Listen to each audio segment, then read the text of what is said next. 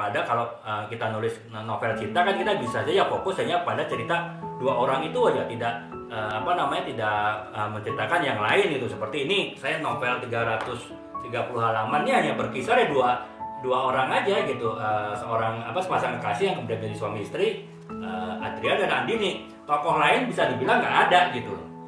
Jadi ya sepanjang novel ini hanya bicara dua ini. Nah kalau di office story kita nggak bisa begitu teman-teman, walaupun mungkin kita buat office story yang kisah cinta, tapi tetap kita harus melibatkan tokoh-tokoh yang lain, tidak hanya dua tokoh utama yang saling mencinta tadi, tapi juga karena ini terkait pekerjaan yang mungkin bagaimana mereka berhubungan dengan teman-temannya di kantor, bagaimana mereka berinteraksi dengan atasannya, bagaimana mereka berinteraksi dengan klien misalnya, itu harus tetap ceritakan ya teman-teman ya. Jadi jangan hanya fokus kepada tokoh utama saja dan mengabaikan sama sekali tidak menceritakannya kaitannya interaksi dengan tokoh-tokoh yang lain. Nah itu dari sisi plot. Demikian pula dalam alur cerita ya, dan demikian pula dalam konfliknya. Konfliknya itu walaupun kisah cinta misalnya dalam kantor ya, kita tidak hanya fokus kepada konflik antara si pria dan si wanita sesama karyawan perusahaan tersebut tanpa melibatkan pihak-pihak lain di perusahaan tersebut ya.